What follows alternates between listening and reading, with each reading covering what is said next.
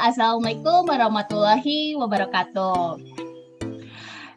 Halo gengs, kembali lagi di channel YouTube Bila Basari Official dengan konten yang masih sama nih, yaitu ngopi santai, yaitu ngobrol pintar tapi tetap santai.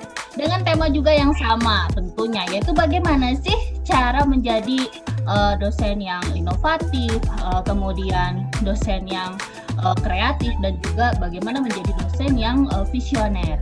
Nah, kebetulan hari ini sudah ada narasumber kita yang menurut saya itu luar biasa banget, narasumber kita kali ini. Siapa dia? Udah ada nih di sebelah saya. Kita sapa aja yuk. Halo Pak Lukman. Ya, halo Bila. Iya Pak, apa kabarnya Pak? Alhamdulillah baik, sehat. Alhamdulillah ya Pak ya. Oke, puasa masih tetap lancar ya Pak ya? Masih jalan, belum ada yang bolong-bolong. Alhamdulillah. Tetap tamat nanti sampai hari raya. Oke. Boleh perkenalkan diri dulu nih sama teman-teman yang mungkin lagi nonton channel YouTube saya sambil menyebutkan nama lengkap dan juga profesi Pak Lukman saat ini. Silakan Pak. Kebetulan nama saya Muhammad Lukman Sahcapa. Profesi saya seorang dokter.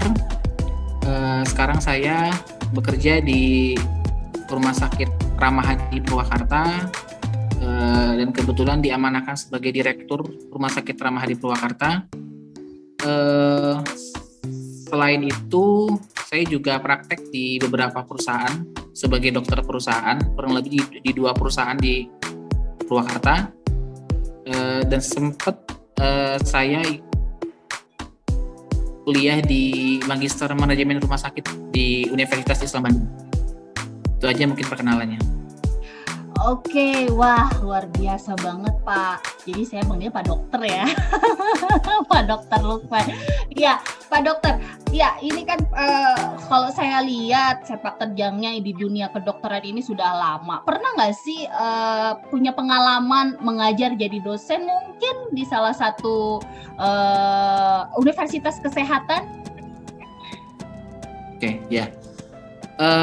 Sebenarnya untuk dunia pendidikan itu saya sangat tertarik sekali, terutama dunia mengajar ya, sebagai guru atau dosen. Saya lulus pertama kali 2010, lulus dokter 2010. Pertama kali itu saya ngajar di Akademi Kebidanan di Bakti Nugraha Subang. Sempat kurang lebih setahun saya ngajar di sana. Saya juga pindah ke Akademi Mereka Medis Informatika Purwakarta, cabang dari Bandung ya, masalah. Jadi kurang lebih saya ada pengalaman kerja sebagai dosen 3 sekolah tinggi ya, Stikes, Apikes, dan di Akpin Subang. Oke, berarti luar biasa ya pengalamannya ada nih dalam bidang pendidikan gitu ya untuk mengajar. Ya, oke Pak, saya sedikit bertanya mengenai tentang saat pengalaman Bapak menjadi dosen pada saat itu ya Pak ya. Oke, bagaimana sih cara Pak Dr. Lukman pada saat menjadi dosen saat itu menyampaikan materi supaya mahasiswa tuh nggak jenuh gitu Pak? Oke. Ya betul. Salah satu problem mengajar itu adalah membuat kelas itu menjadi lebih berkesan ya. Dengan lebih berkesan, otomatis tidak akan sampai ada yang ngantuk atau nggak tertarik dengan apa yang kita sampaikan. Kalau saya dulu sistem pembelajaran itu yang biasanya mungkin di beberapa sekolah tinggi itu adalah teacher center. Ya, teacher center itu artinya hanya sistem pidato saja, si dosen, si mahasiswa mendengarkan. Saya rubah menjadi sistem student center. Jadi artinya biar tidak ngantuk, cukup terpacu adrenalinnya sehingga melek si mahasiswa itu. Jadi setiap pertemuan akan didahului oleh presentasi dari beberapa kelompok. Jadi kalau seandainya saya ada 7 pertemuan, saya bagi jadi 7 kelompok. Setiap pertemuan akan didahulukan oleh presentasi materi yang kita akan bahas, sehingga dari situ ada interaksi antara dosen dengan mahasiswa. Dan biasanya suka usilnya itu yang saya tanya itu biasanya audiensnya. Jadi biasanya dia dahulukan dengan presentasi sesuai dengan materi yang kita bahas. Setelah itu baru saya akan tambahkan materi-materi tersebut, yang kurang-kurangnya ya saya tambahkan dari materi-materi yang saya kasih. Jadi di situ agak cukup efektif, tidak ada yang ngantuk, semua berinteraksi secara aktif untuk diskusi. Oke, berarti biar nggak ngantuk tuh mengadakan diskusi interaktif ya, baik itu berupa presentasi ataupun yang lainnya, supaya kelas itu menjadi lebih cair dan juga hidup gitu ya Pak ya. Oke Pak, menarik sekali. Kemudian ada pertanyaan lagi nih Pak. Seiring dengan perkembangan teknologi ya Pak ya, ilmu pengetahuan itu juga semakin berkembang dengan pesat, semakin modern. Nah, ya lantas bagaimana nih cara Pak Dr. Lukman ketika saat itu menjadi dosen mengembangkan materi mata kuliah tersebut Pak agar relevan dengan perkembangan teknologi sekarang? Saya ngajar itu dari 2010 sampai terakhir kemarin 2019, karena 2020 saya sempat istirahat dulu, ada kesibukan di rumah sakit dan di perusahaan. Memang perkembangan tuntutan dosen untuk melakukan modifikasi materi, terutama masalah IT ya, memang dituntut ya, karena memang sekarang serba elektronik dan IT. Paling selama ini yang sudah saya lakukan adalah saya menyampaikan materi itu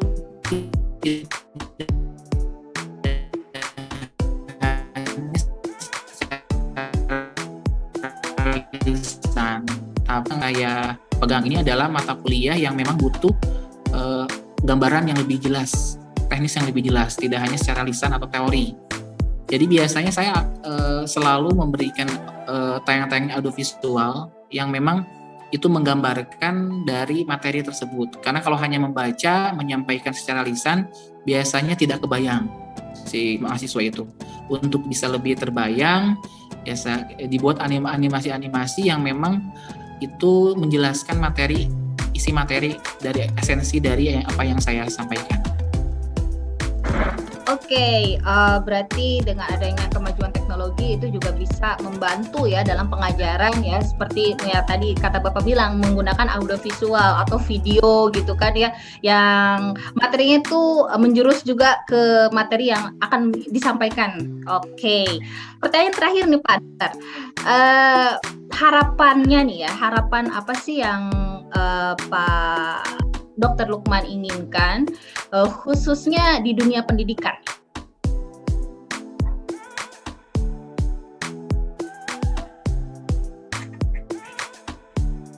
Ya Pak, bisa mendengar saya? Harapan apa yang diinginkan gitu ke depannya khususnya di dunia pendidikan gitu? Ya. Harapan saya untuk di dunia pendidikan ini khususnya untuk di level mahasiswa, yang pertama adalah mungkin ada perubahan sistem pembelajarannya, sudah harus student center, artinya mahasiswanya meninggalkan cara-cara lama yang hanya dosen yang hanya presentasi dan mahasiswa mendengarkan. Sudah harus dibalik, bahwa mahasiswa yang harus presentasi dengan apa yang dia tahu dan dia mengerti.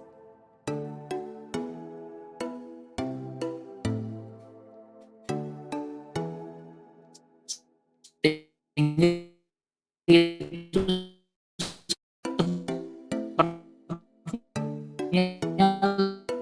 lebih bisa itu memotivasi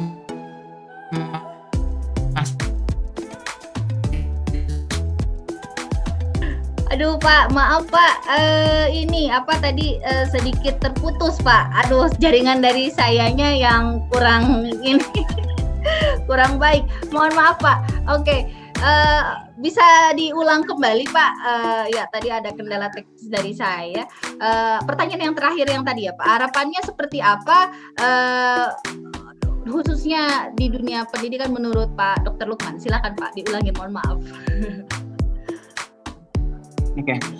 Harapan saya untuk perkembangan dunia pendidikan ke depan adanya perubahan sistem pembelajaran yang awalnya selama ini kita adalah teacher center, artinya hanya dosen saja yang memberikan presentasi dan mahasiswa mendengarkan.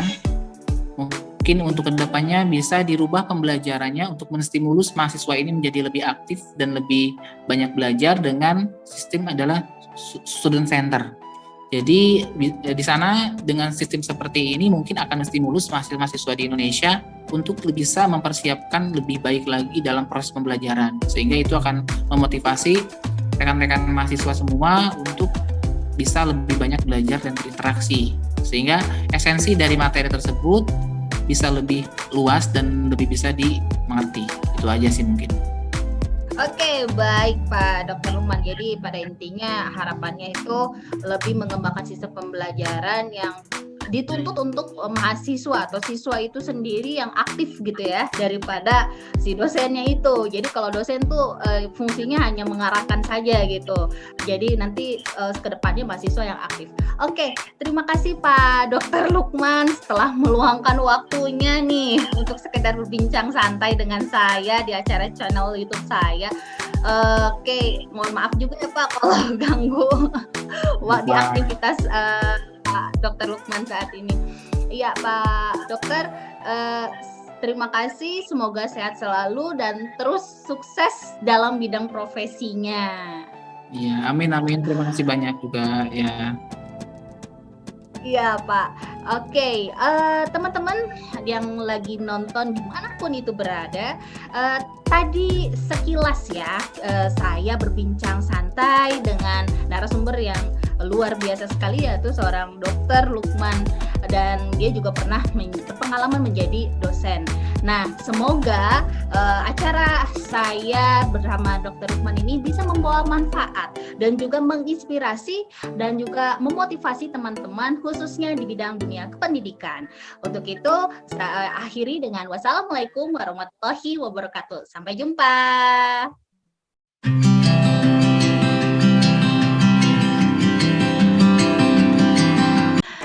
Assalamualaikum warahmatullahi wabarakatuh. Halo.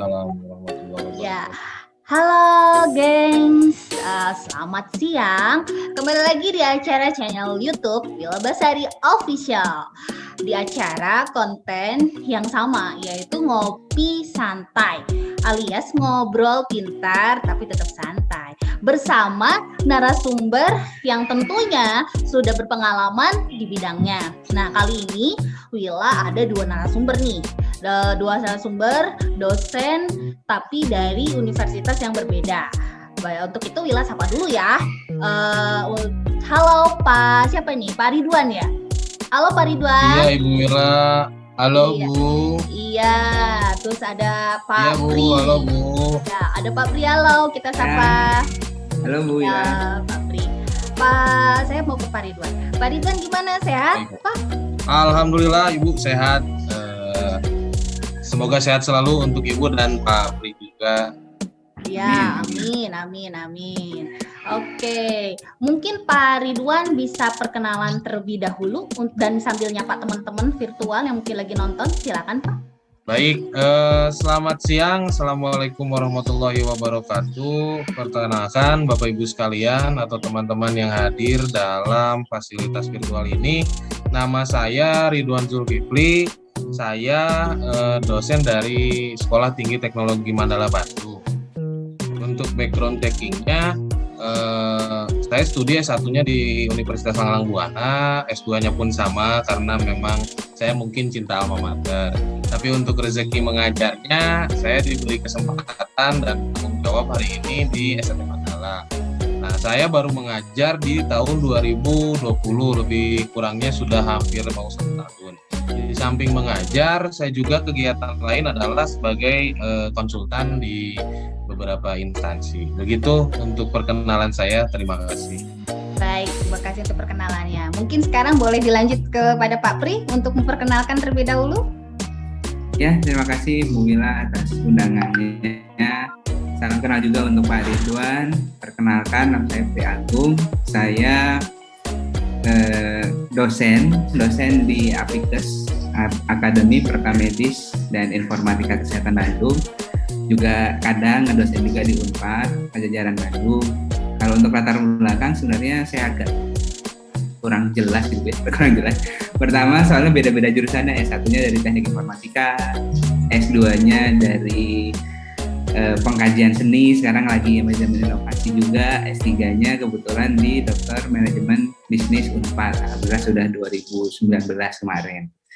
Jadi itu di samping itu juga ya biasa ada bisnis-bisnis kecil, ada bisnis-bisnis dan konsultan. Oke, Pak Pri, kalau untuk mengajar jadi dosennya udah berapa lama tuh Pak? Untuk mengajar jadi dosennya udah berapa lama Pak? Pak Pri? Dari 2014 Bu Wila. Oh, 2014. Oke, udah lumayan juga ya. Sekarang berarti masih ya? Hebat. Masih. Iya. Oke. Kalau untuk mata kuliahnya Pak Pri mengampu mata kuliah apa saja?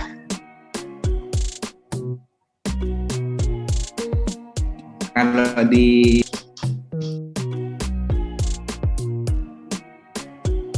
Ridwan atau saya Bu Wila? Pak Pri. Oh saya, kalau saya mengampu mata kuliah apa saja? Kalau di Apikes biasanya yang berbau teknik informatika seperti algoritma, database dan lain-lain. Kalau di Unpad lebih ke mata kuliah ekonomi Bu Wila, kayak manajemen inovasi, kewirausahaan. Gitu. Iya, oke. Sekarang saya mau kasih pertanyaan ke Pak Ridwan terlebih dahulu ya. Oke, Pak Ridwan, bagaimana sih cara Bapak menyampaikan materi di dalam kelas nih supaya mahasiswa tuh nggak ngantuk, nggak suntuk, nggak bete gitu deh. Gimana? Bisa di-share? Baik Ibu, sebenarnya sederhana saja bagi saya. Saya pertama kali berkenalan atau beradaptasi dengan teman-teman mahasiswa. Saya menganggap teman-teman mahasiswa itu seperti halnya teman ngopi saya gitu. Artinya saya mencoba untuk masuk ke dalam dunia mereka. Seperti apa sih yang mereka inginkan dalam proses pembelajarannya. Akhirnya kan setelah memang saya menemukan formula-formula tersebut, saya tinggal coba menyampaikan bagaimana sih materi, ya meskipun terkadang singkat atau misalkan lama materinya, itu tergantung bagaimana kita memackage daripada proses penyampaiannya. Di samping itu, agar mahasiswanya tidak ngantuk atau memang tidak bosan dan lain sebagainya, saya selalu membiasakan pada saat beberapa proses perkuliahan atau beberapa minggu dalam perkuliahan itu selalu diskusi terkait dengan apa sih yang menjadi kekurangan, atau memang diskusi dari setiap materi yang akan coba saya sampaikan dibuat kelompok-kelompok kecil agar mereka pun terdorong untuk dapat menyampaikan masukan atau inovasi yang mereka inginkan. Seperti itu Ibu. Oke, lebih banyak diskusi ya, diskusi interaktif untuk Pak Ridwan. Kalau dari Pak Pri Agung dengan pertanyaan yang sama seperti apa Pak? Ya, kalau mahasiswa sekarang sebenarnya unik-unik gitu Bu ya. Unik itu ajaib gitu. Betul Jadi Pak. ya kita harus ngajarnya juga kadang dengan cara yang agak ajaib gitu ya. Jadi minimal biasanya kalau di kelas sih saya selalu interaktif Bu ya. Maksudnya interaktif sebisa mungkin. Di awal pertemuan itu saya selalu jelaskan sifat mata kuliah ini diskusi dua arah gitu ya. Jadi jangan ragu untuk memotong saya di tengah-tengah saya jelaskan. Ya kita ngobrol aja gitu ya. Jadi kalau ada kenapa gitu supaya saya lebih cair dan supaya ada kesetaraan sebenarnya supaya antara dosen dan mahasiswa. Karena mahasiswa sekarang itu susah diperintah gitu ya. Jadi salah satu caranya adalah ya dengan menyetarakan diri kita gitu. Anggap aja teman lah gitu. Jadi mungkin hampir sama dengan Pak Ridwan gitu ya. Hampir sama. Iya, jadi biar enak ya walaupun biasanya kan kita sama mahasiswa yang baru itu kan beda generasi ya, jadi kita harus menyamakan generasinya dengan Gen Z misalnya seperti itu gitu kan ya. Oke. Kemudian pertanyaan selanjutnya yaitu kepada Pak Ridwan ya. Seiring dengan berkembangnya zaman Pak, perkembangan teknologi dan ilmu pengetahuan itu semakin canggih, kemudian semakin modern juga. Lantas bagaimana nih cara dalam mengembangkan materi suatu mata kuliah tersebut, Pak Ridwan? Baik Ibu, khususnya untuk bidang keinformatikaan yang menjadi pengampu saya di STT Mandala. Jelas dengan perkembangan teknologi hari ini bukan dalam hitungan semester, tapi bisa jadi hari atau bulan setiap teknologi dapat berkembang. Kita sebagai staf pengajar mungkin dituntut untuk dapat mengikuti hal tersebut. Bisa jadi dengan beberapa cara, diantaranya mengikuti webinar untuk virtual seperti ini, atau memang misalkan dalam setiap proyek yang kita sedang upayakan untuk garap, coba untuk menyisipkan beberapa teknologi baru untuk diterapkan, atau bisa jadi kita karena bagi saya pribadi generasi untuk menolak tua ya Bu ya, artinya ketika memang saya disampaikan untuk mengajar di tahun-tahun mendatang pun saya akan coba mengikuti dengan perkembangan atau misalkan kebiasaan yang ada, sehingga memang tidak menutup kemungkinan sebetulnya mahasiswa lebih pintar daripada dosen, itu tidak menutup kemungkinan. Tapi kemungkinan lain pun kita juga bisa melakukan ATM atau amati tiru modifikasi dari pengetahuan atau misalkan wawasan yang dimiliki oleh teman-teman mahasiswa sendiri ya. Sederhananya seperti itu sih Bu, apa yang memang coba saya terapkan dalam bagaimana caranya untuk dapat mengikuti perkembangan teknologi di era modern seperti ini. Begitu. Oke, baik Pak Ridwan. Ya, pertanyaan sama untuk Pak Pri seperti apa Pak? Ya, kalau berkaitan dengan teknologi mungkin ya ini perkembangannya cukup pesat gitu ya. Jadi sebisa mungkin kita sebagai dosen menyesuaikan gitu dengan apa yang dibutuhkan gitu, lagi tren dibutuhkan oleh mahasiswa. Contohnya misalnya kalau sekarang mahasiswa itu kalau sekarang saya lihat mereka itu butuh keleluasaan waktu, kapan dia harus belajar terserah dia nentuin waktunya, kapan dia harus ujian nentuin waktunya. Nah, kita pun sebagai dosen harus bisa mengadaptasi hal tersebut. Salah satunya dengan contoh dengan menggunakan misalnya ya udah kalau kamu bosenan nih anaknya, tak kasih materinya via YouTube ya, tonton YouTube-nya gitu ya. Nanti tugasnya pun hanya diberi garis besar aja. Ini buat ini, terserah bentuknya gimana lah. Yang penting secara garis besar dia memenuhi dengan syarat-syarat. Soalnya kalau ditentuin tugasnya harus seperti ini, nanti dia yang ada malah copy paste dari temennya. Iya benar. Jadi ketika diberi kebebasan, sok kerjain, yang penting guideline-nya ada ini. Nah, ya silakan berkreasi.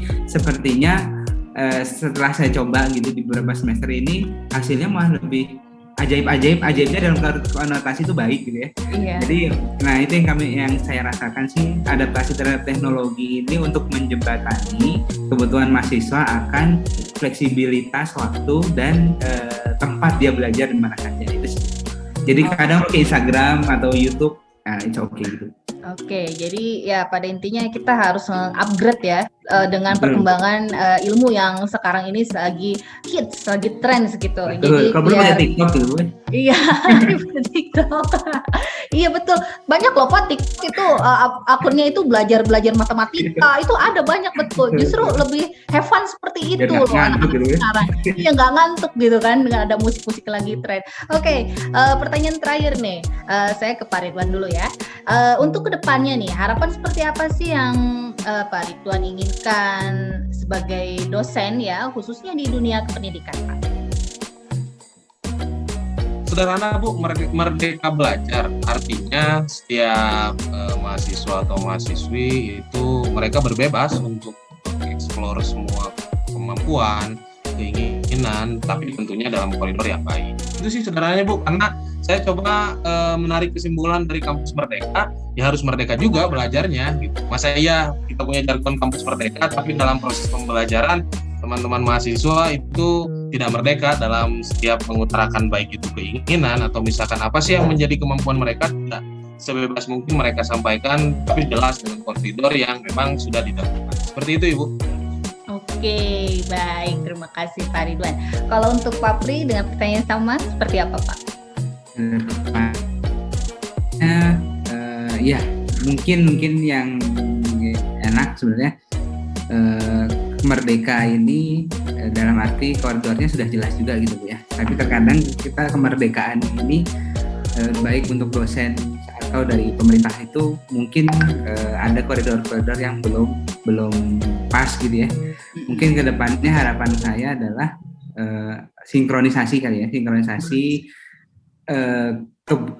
harapan pemerintah dengan cara eksekusinya itu sudah sinkron belum sih gitu ya.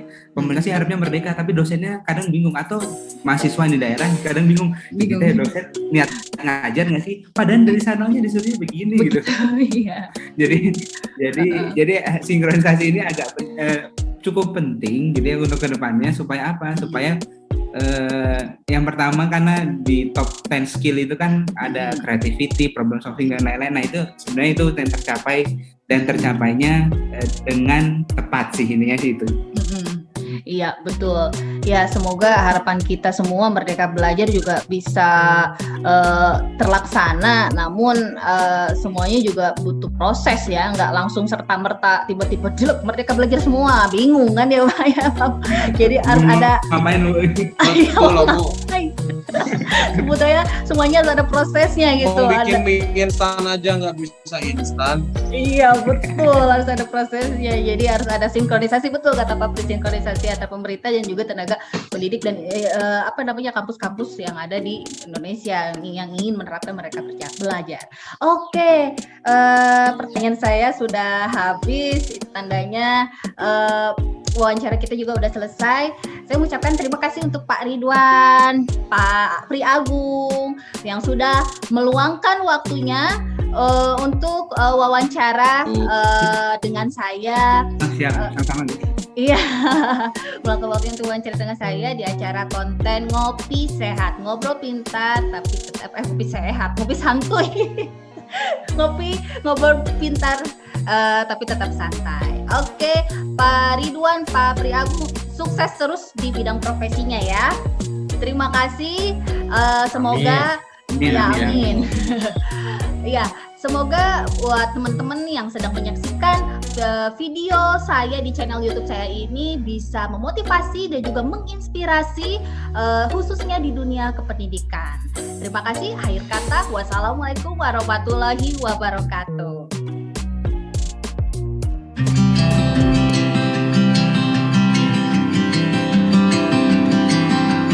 Ya. Assalamualaikum warahmatullahi wabarakatuh. Waalaikumsalam warahmatullahi wabarakatuh. Halo teman-teman semua yang sedang menonton channel YouTube saya.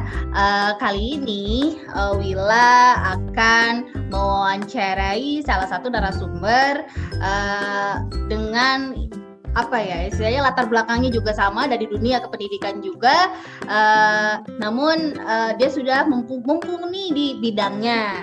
Siapakah dia? Ini udah ada di sebelah saya. Ya, assalamualaikum. Saya manggilnya Bapak. Waalaikumsalam. Bapak. Waalaikumsalam warahmatullahi wabarakatuh. Ya. Ya, Pak Hamdani. Apa kabarnya, Pak? Baik. Alhamdulillah. Oke, ya. Pak Hamdani mungkin bisa perkenalkan diri terlebih dahulu nih sambil menyapa teman-teman virtual yang mungkin saat ini sedang menonton video channel konten saya. Silakan, Pak. Oke, assalamualaikum warahmatullahi wabarakatuh. Selamat siang teman-teman semua yang sedang menonton channelnya Mbak Wila ini. Saya perkenalkan, saya Hamdani, salah satu dosen di Politeknik Negeri Lampung. Jauh ini di Lampung, dosen jauh sekali nyebrang nih. Sekarang mau ditutup ini, nggak boleh nyebrang, nggak boleh mudik ya. Jadi ini di Lampung, di Politeknik Negeri Lampung, lebih tepatnya lebih banyak bicaranya di bidang pertanian. Perkenalannya perlu lengkap atau bagaimana? Boleh. Mungkin sudah berapa lama Kakak jadi dosen? Oke. Saya mulai mengajar di Politeknik dari tahun 1987. sekarang sudah berjalan tahun ke 34, sudah 34 tahun ya, sudah setengah dari umur saya mengabdi di Politeknik Negeri Lampung. Nah, jadi saya dulu S1-nya dari Unila, kemudian S2-nya saya lanjutkan di IPB, kemudian pendidikan khusus untuk Politeknik saya dapatkan dari Unpad Bandung. Jadi 3 kampus yang membentuk saya sampai terjadi seperti ini.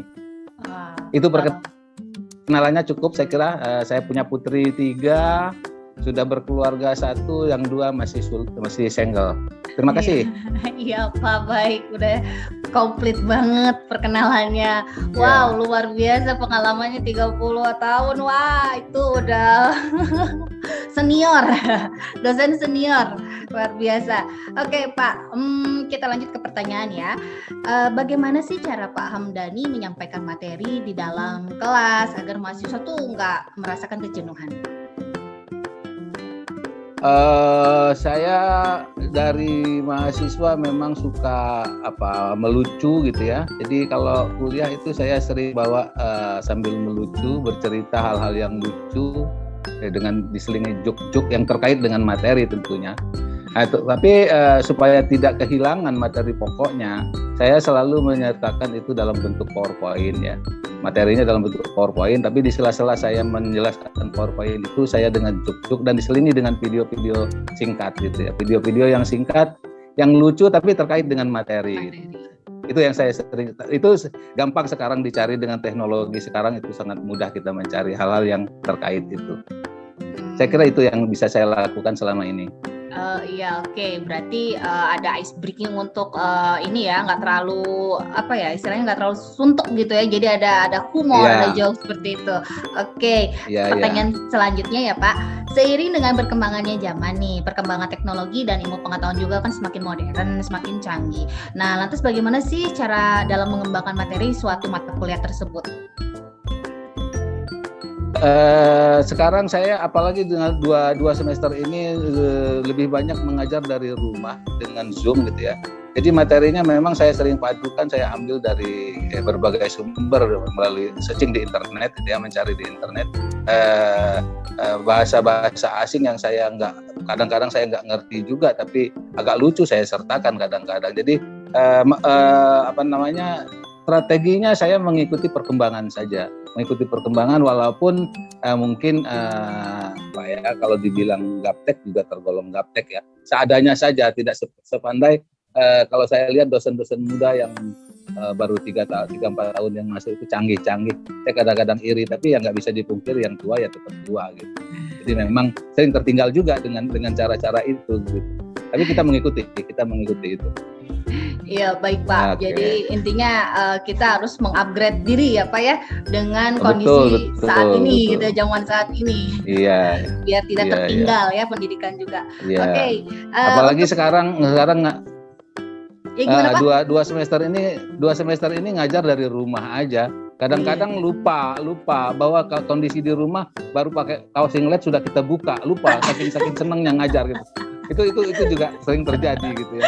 Jadi lupa kadang-kadang ngajar mahasiswa kita tahu-tahunya masih pakai kaos singlet gitu. Pakaian yang baik gitu. Tapi kadang-kadang lucu juga, mahasiswa juga ketawa aja gitu. Iya, itu salah satu suka dukanya ya Pak, berkuliah di daring secara online ya. Oke. Online ya. Untuk kedepannya nih Pak, harapan seperti apa nih yang Pak Hamdani inginkan yang selaku dosen sudah terbilang senior ya, khususnya dalam dunia pendidikan? Harapan apa nih Pak yang Bapak inginkan? Harapan di apanya? Di dalam bidang dunia teknologi pendidikannya atau ke umum atau kesejahteraan pendidiknya atau bagaimana? Lebih ke umum. Harapan di mana ini? Harapan lebih ke umum. Umum untuk dunia pendidikan. Oke, harapannya memang perlu kita mengembangkan teknologi sehingga tidak ada perbedaan antara pendidikan di pusat kota dengan di pedesaan. Kenapa? Sekarang perguruan tinggi berkembang di kecamatan ya.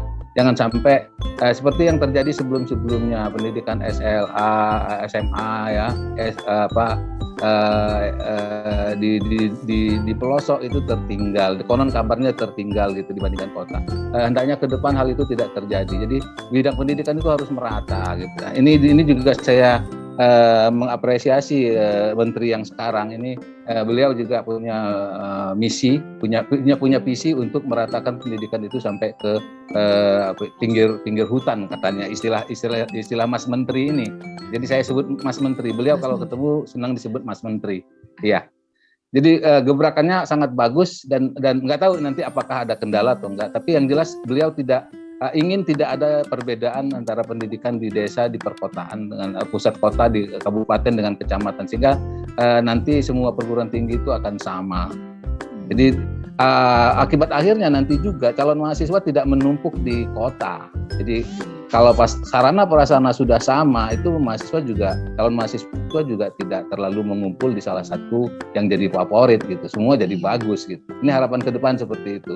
Tapi di balik itu harapan-harapan lain untuk kesejahteraan saya kira perlu disesuaikan juga gitu ya. Apalagi sekarang dengan Zoom, tentunya dosen tambah bebannya juga untuk pengeluaran kuota ya, pulsa ya. Ini juga ini perlu juga dipikirkan ke depan. Termasuk mahasiswanya saya kira. Ya. Oke, itu harapannya ke depan. Ya, oke, baik. Jadi harapan kedepannya untuk dunia pendidikan, jadi adanya kesetaraan pendidikan ya Pak. Jadi biar tidak ada kesenjangan antara sekolah A, B, C. Jadi semuanya sama, berhak mendapatkan pendidikan yang sama. Tidak ada unggulan ini berunggul bersaing, tidak ada. Ya, karena pada sejatinya namanya pendidikan juga mencerdaskan generasi bangsa ya Pak. Ya semuanya jadi rata, gitu kan ya Pak. Betul. Berikut juga memperhatikan gapnya diperkecil. Iya, jadi gapnya satu perguruan tinggi diperkecil ya. Iya, betul sekali Pak. Dan juga tidak lupa memperhatikan juga kesejahteraan tenaga pendidiknya juga. Seperti itu ya Pak ya, untuk harapan ke depannya. Oke. Terima kasih Pak Hamdani sudah mau meluangkan waktunya. Sepertinya itu udah selesai sholat Jumat ya Pak ya.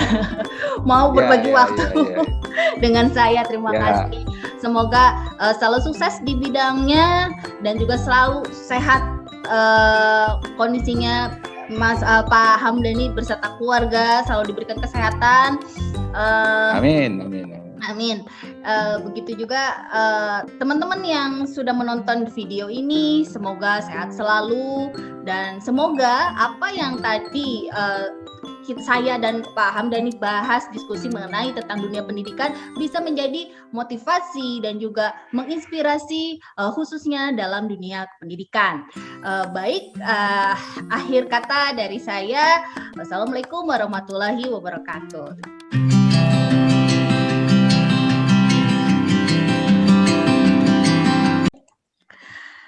Halo, assalamualaikum warahmatullahi wabarakatuh. Waalaikumsalam warahmatullahi wabarakatuh. Hai gengs, ketemu lagi sama Wila di acara yang sama, yaitu Ngopi Santai atau Ngobrol Pintar tapi tetap santai, dengan tema yang sama, yaitu bagaimana sih cara menjadi dosen yang kreatif, kemudian yang inovatif dan juga yang visioner. Nah, kebetulan hari ini Wila udah ada kedatangan salah satu narasumber yang kalau menurut saya sudah mumpuni banget di bidangnya. Udah bisa dibilang dosen senior. Siapakah dia? Ya langsung aja kita sapa. Halo Ibu Dini. Halo, selamat siang Wila. Iya, Bi. Oke, apa kabarnya Bu? Alhamdulillah sehat. Alhamdulillah sehat ya. Betul. Puasa masih lancar ya Bu ya? Alhamdulillah masih. Dikit lagi, 2 hari lagi kali ya. Iya, bentar lagi Lebaran. Semangat. Oke. Bu Dini mungkin bisa memperkenalkan diri terlebih dahulu dan sambil menyapa teman-teman virtual yang mungkin lagi nonton acara channel YouTube saya ini. Silakan Bu Dini. Oke, selamat siang teman-teman semua pemirsa. Kenalkan, nama saya Dini Pedaisari. Saya dosen di Fakultas Psikologi UI ya, dari tahun 1980. Waduh, Jadi sebenarnya sekarang tuh saya udah pensiun nih, udah 4-5 tahun yang lalu saya pensiun, tapi masih kemudian diperbantukan lagi untuk mengajar dengan paruh waktu, jadi tidak full time lagi, artinya bebannya sudah lebih sedikit ya. Gitu. Nah saya mengajar di bagian, saya di sana itu di bidang studi psikologi perkembangan, gitu. Jadi psikologi perkembangan itu mempelajari tentang perkembangan manusia dari mulai dalam kandungan sampai sampai usia lanjut. Itu yang menjadi bidang dari psikologi perkembangan itu.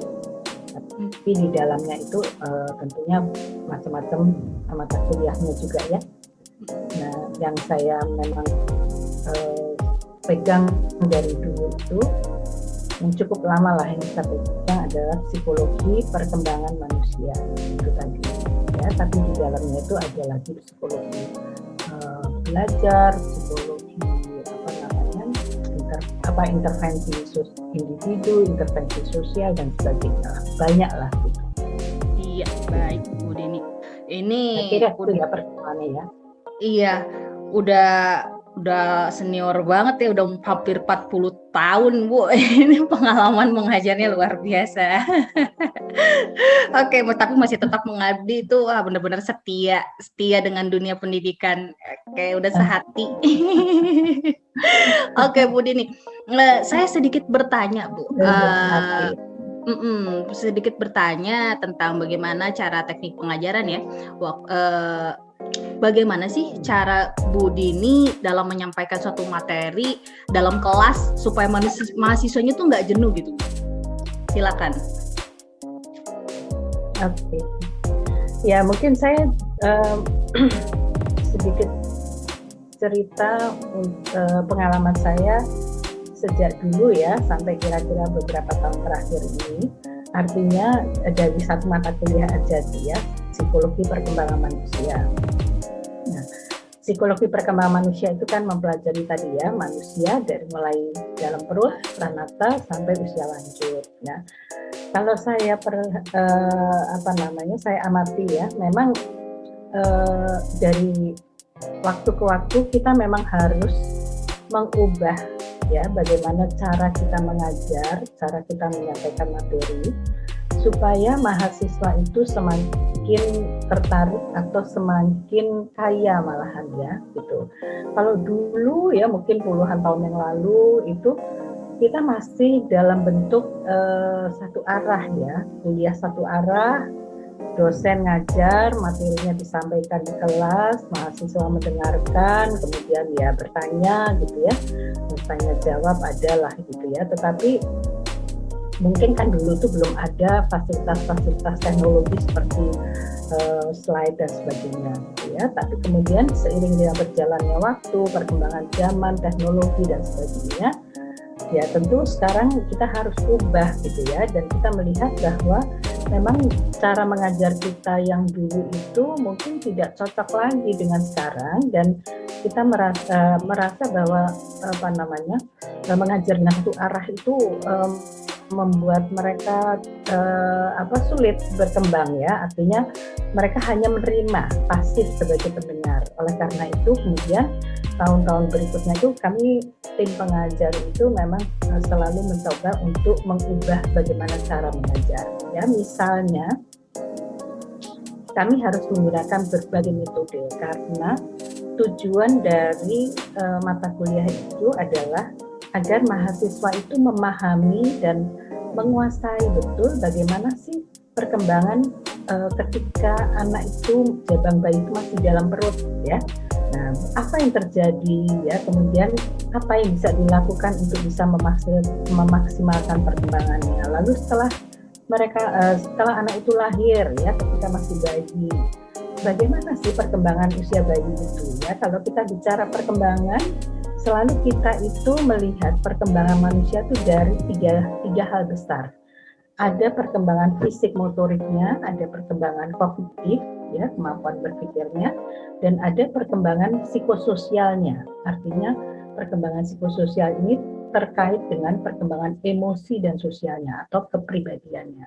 Nah, ketiga hal itu dalam perkembangan manusia itu harus diperhatikan bersama-sama. Jadi tidak boleh kita hanya fokus pada satu aspek perkembangan saja. Nah, untuk mengembangkan ketiga aspeknya sekaligus itulah kemudian kan kita harus bisa melakukan usaha-usaha yang sesuai gitu ya. Nah, itu kemudian untuk bisa mahasiswa itu mengerti juga bagaimana sih perkembangan anak usia bayi itu biasanya kita kita batasi dari waktu sejak lahir sampai usia misalnya 2 tahun gitu ya.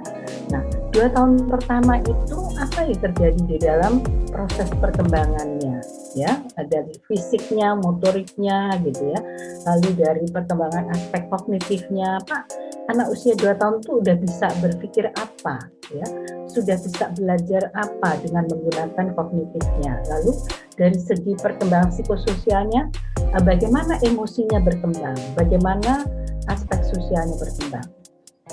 Nah, untuk bisa tahu persis dan menguasai ya, sekaligus mungkin bisa menghayati, maka perlu diberikan metode-metode belajar yang tidak sekedar hanya kuliah satu arah ya. Oleh karena itu misalnya pada waktu bayi itu, ketika kita bicara soal perkembangan bayi itu, misalnya perkembangan fisik motoriknya itu berkembang sangat cepat ya.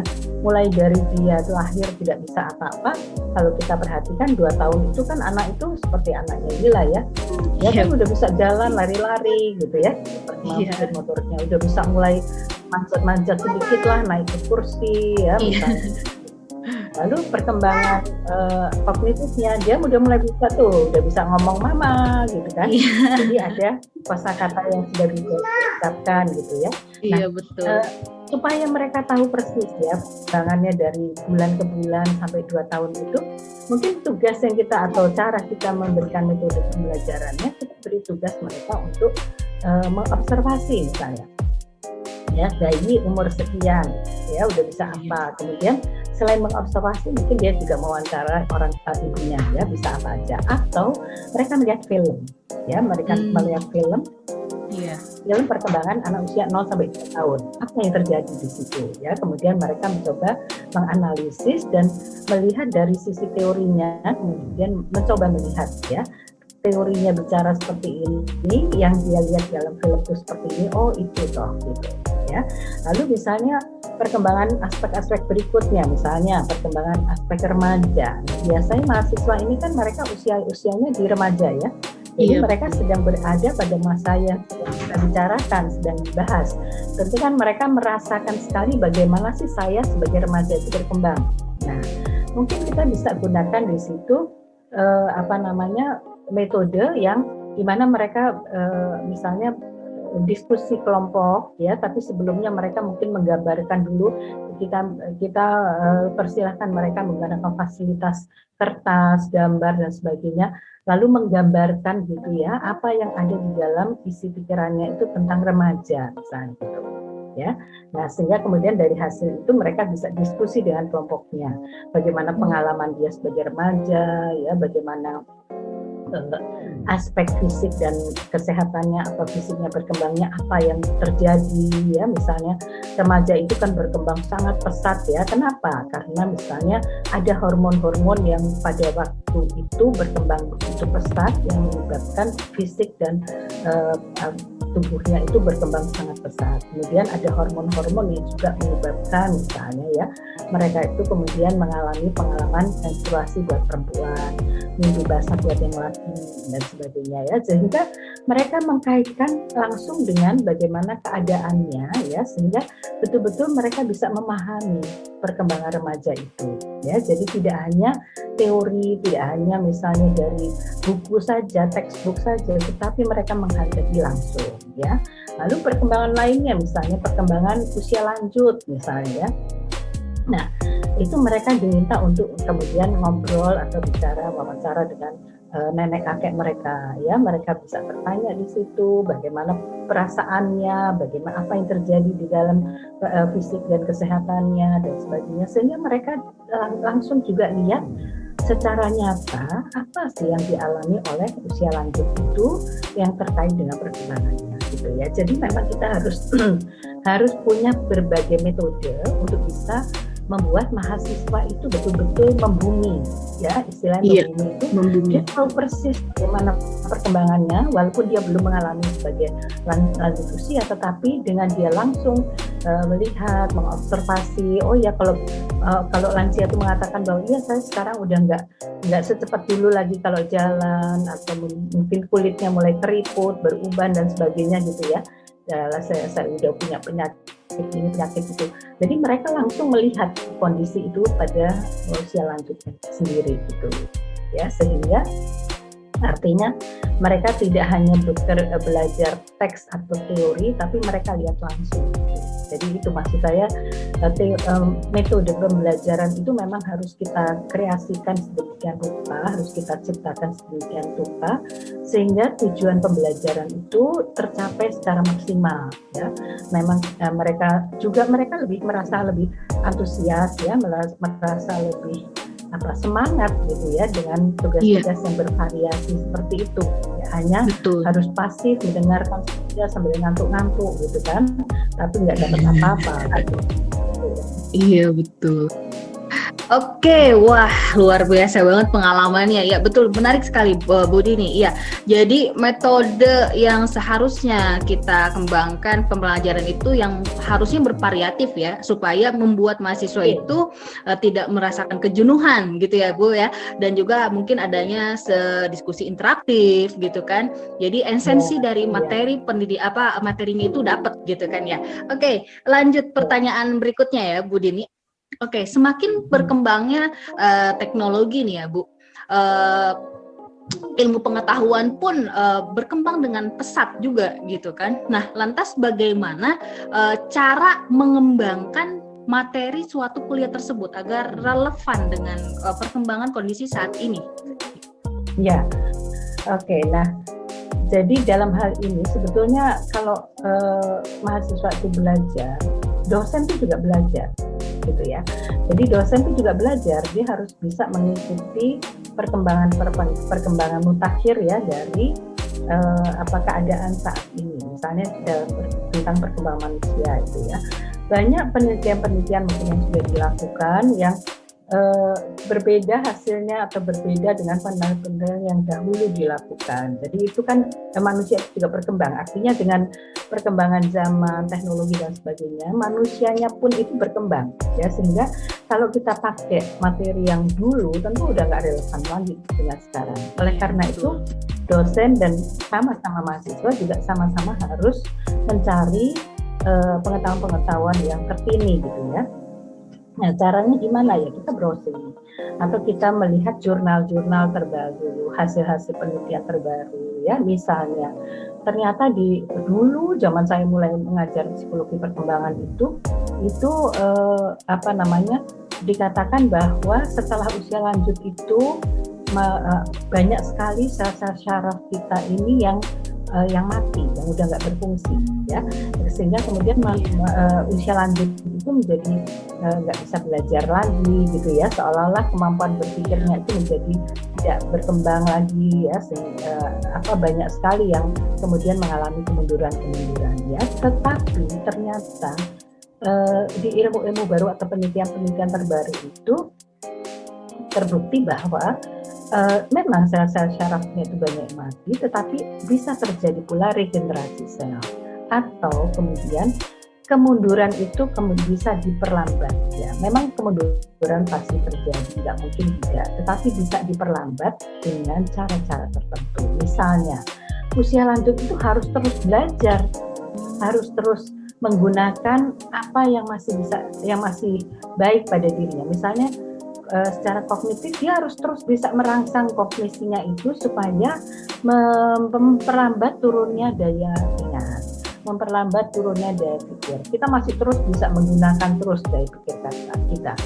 pun fisik kita juga begitu. Walaupun kita udah pensiun, kita nggak boleh hanya duduk-duduk di kursi goyang aja gitu ya. Kita juga mesti harus bergerak gitu ya.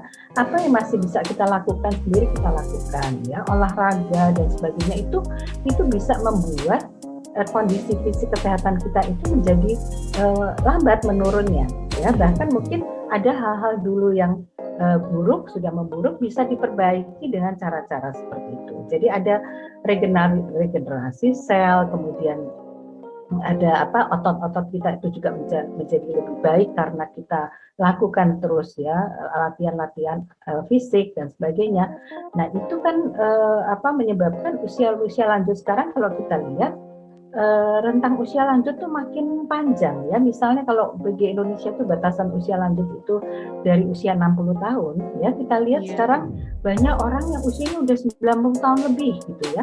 Padahal dulu usia harapan hidup tahun-tahun 30, 40, 50 tahun yang lalu itu umur 50, 55 itu udah meninggal gitu ya istilahnya ya. Artinya usianya itu enggak sepanjang sekarang. Rentang usia lanjut itu dulu pendek sekali. Mungkin kalaupun 50 tahun dulu sampai 65 itu udah tua banget gitu ya.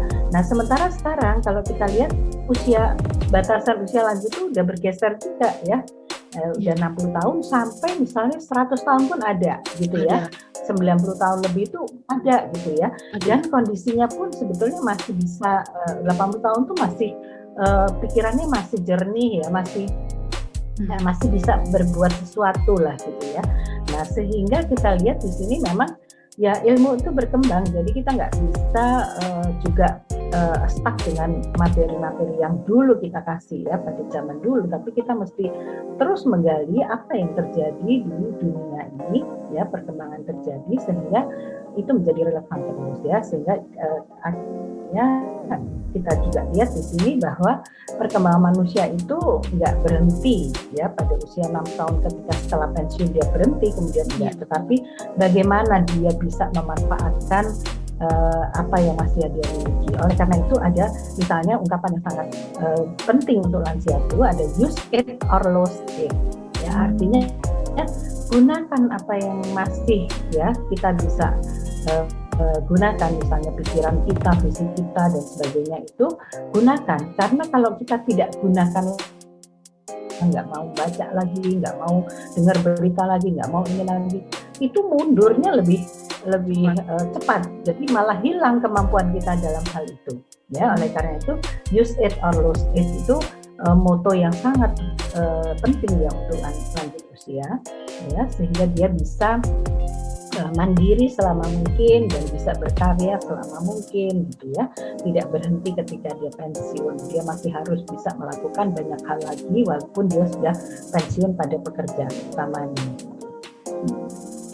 Oke, baik Bu Budini. Jadi pada intinya supaya kita relevan dengan perkembangan teknologi saat ini, kita harus terus mengupdate ilmu ya Bu ya, mengupdate diri, mengupdate ilmu. Apa sih perkembangan ilmu yang lagi tren, yang lagi hit saat ini gitu kan, supaya kita itu tidak tertinggal gitu kan ya. Masa iya kita udah hidup di zaman modern milenial ini gitu kan, kita masih mengacu pada zaman kuno gitu kan, enggak juga ya. Oke, baik, pertanyaan terakhir nih Bu Dini, harapannya nih Bu, harapan Ibu untuk kedepannya ya, apalagi sekarang Ibu selaku dosen senior gitu, untuk dunia kependidikan itu seperti apa Bu? Iya, harapan saya ya artinya sepanjang yang kita juga sudah bisa rasakan manfaatnya, bahwa kedepannya itu memang dalam hal pendidikan itu perlu untuk bisa memikirkan cara-cara pengajaran, metode-metode, berbagai metode yang variatif yang membuat mahasiswa itu menjadi aktif ya. Jadi oleh karena itu kita memang menggunakan prinsip student active learning ya, artinya mahasiswa yang aktif belajar. Sementara mungkin fungsi dosen itu sudah mulai beralih. Kalau dulu sebagai pengajar yang aktif ya memberikan materi, tetapi sekarang kita lebih sebagai fasilitator. Kita hanya memfasilitasi saja mahasiswa untuk belajar. Ya, misalnya memberikan tugas ini, kemudian kita diskusi ya dari hasil tugas yang dia peroleh, lalu antar mereka sendiri juga bertukar informasi ya, sehingga masing-masing mahasiswa itu punya informasi yang berbeda-beda, maka ketika mereka diskusi dan sharing informasi, mereka menjadi semakin kaya gitu ya. Jadi itu pengajaran bentuk pembelajaran yang ke depan itu memang harus memang berangkat dari student active learning itu, dan dosen itu mungkin tidak harus aktif lagi memberikan materi ya. Mereka lebih pandai untuk mencari materi karena dengan gadgetnya itu mereka bisa searching kemana-mana ya, dengan internet itu mereka bisa mendapatkan data yang banyak ya. Sekarang itu dimudahkan dengan teknologi ya, sehingga mereka sendiri belajar, kemudian mereka mencari mana yang relevan dan memutuskan mana yang penting, mana yang tidak penting. Jadi mereka sendiri yang aktif untuk mencari informasi itu, sementara kami dosen ini memfasilitasi ya. Memfasilitasi itu bukan berarti kemudian dosennya juga menjadi lebih mudah atau lebih gampang gitu ya. Enggak, karena dosen juga kan harus mengikuti apa yang dibaca mahasiswa, apa yang kita sendiri juga harus bisa mencari ya, searching juga gitu ya. Jadi bukan berarti ketika dosen itu tidak aktif ya menyampaikan materi dan mahasiswa itu menjadi pembelajar yang aktif, tapi dosen itu tetap juga harus harus up to date ya, harus update dengan berbagai informasi ya, sehingga di dalam memfasilitasi mahasiswanya pun itu bisa terjadi sesuatu hubungan yang pas gitu ya. Apa yang ditemukan mahasiswa, apa yang ditemukan dosen, kemudian kita bisa melakukan sinergi ya di antara informasi-informasi itu. Jadi saya pikir itu yang harus dilakukan adalah student active learning itu, dan yang penting juga adalah situasi atau suasana belajar itu memang harus membuat mereka nyaman dan senang gitu ya. Jadi mungkin salah satu tugas juga sebagai dosen sekarang itu adalah memotivasi mereka ya, membangun semangat mereka, dan kemudian supaya mereka tuh nyaman juga dan belajar itu tidak menjadi beban ya, tidak menjadi beban, tetapi justru mereka antusias untuk bisa mencari informasi dan berbagi pada teman-temannya. Dan yang penting sekarang adalah juga membangun karakter mereka. Karakter itu artinya apa? Mereka juga harus jujur gitu ya, karena kan sekarang kita tidak terlalu mengawasi lagi mahasiswa itu dia ngambil dari mana dan sebagainya. Artinya kita tidak memantau atau tidak mengamati persis ya apa yang mereka lakukan ya. Jadi mereka harus juga punya karakter yang positif, artinya mereka harus jujur ya. Dia dapat dari mana misalnya ya informasi itu. Jadi jangan misalnya mereka main copy paste saja, tapi kemudian mereka sendiri sebenarnya nggak mencari benar gitu loh ya. Jadi artinya harus diimbangi dengan karakter ya, kejujuran, kemudian integritasnya ya, lalu juga mau terbuka ya, juga harus dia mau terbuka terhadap masukan teman-temannya, atau mau membuka diri juga menerima informasi-informasi dari orang lain ya, sehingga itu akan membuat mahasiswa itu berkembang itu dengan sangat baik, maksimal ya. Jadi tidak hanya secara kognitif pengetahuan yang banyak, tetapi secara karakter atau secara kepribadian itu mereka juga semakin matang gitu. Mereka semakin tahu tanggung jawabnya, semakin tahu apa yang boleh dia lakukan dan tidak boleh dia lakukan ya. Karena sekarang itu peluang untuk bisa menduplikasi misalnya membuat skripsi ya, mencontoh dari skripsi orang tanpa dia bergerak pun atau tanpa dia berpikir pun itu bisa gitu. Nah itu yang harus kita juga pacu ya, mahasiswa mereka itu sadar bahwa belajar itu bukan untuk hanya hasilnya, Mencari gelar. ada gelar dan hasilnya skripsinya ada, tetapi proses ya, proses mana dia Betul. sampai menyelesaikan tesis, sampai menyelesaikan skripsi, atau sampai menghasilkan karya-karya tertentu, itulah yang sebetulnya harus menjadi utama, karena itulah yang akan membuat dirinya berkembang gitu. Jadi bukan hasil itu ujuk-ujuk ada hasil, pokoknya aku udah kelar gitu. Padahal itu bukan dia, padahal itu dia nyontek dan sebagainya. Nah, karena peluang-peluang itu menjadi besar kan, kita kan tidak mematok ya, Betul. secara cermat lagi gitu ya, membebaskan mereka, merdeka mereka untuk mengambil dari mana-mana, tetapi merdeka Iya. dan komitmen gitu. Iya, oke, baik. Jadi pada intinya kesimpulannya, jadi harapannya ini menjadikan metode pembelajaran itu menjadi student active learning ya. Jadi memberikan kesempatan kepada mahasiswa untuk aktif gitu ya, aktif. Jadi dosen itu hanya sebagai fasilitatornya saja, dan tidak hanya itu, mahasiswa juga dituntut untuk belajar dengan tekun gitu ya Bu ya. Jadi tidak hanya sekedar dia belajar tuh ya, maksudnya nggak gimana ya, hanya belajar saja terus pada saat udah lulus udah aja lupa gitu kan. Enggak gitu ya. Berharapnya dia menjadi dengan adanya proses pembelajaran kuliah itu justru menjadikan mahasiswa itu pada saat lulus dia menjadi berkembang, lulusan yang berkembang yang bisa berkompetitif dengan yang lainnya pada saat di dunia kerja dan di lapangan kerja yang lainnya gitu kan, seperti itu mungkin ya Bu ya. Ilmunya bermanfaat buat hidup dia. Iya, ilmunya bermanfaat gitu kan. Oke. Tapi emang rata-rata kebanyakannya kayak gitu sih Bu, udah lulus ya udah aja lupa. Iya. Oke, makasih Bu Dini sudah menyempatkan waktu luangnya untuk sekedar berbincang santai dengan saya gitu kan ya. Walaupun ini berbincang santainya secara virtual ya, kalau misalnya secara tatap muka mungkin udah ada ini ngopinya gitu, opium gitu kalau orang Sundanya. Tapi nggak bisa kan lagi puasa. Iya, Bu Dini semoga sukses terus dalam bidang profesinya, kemudian selalu diberikan kesehatan. Amin.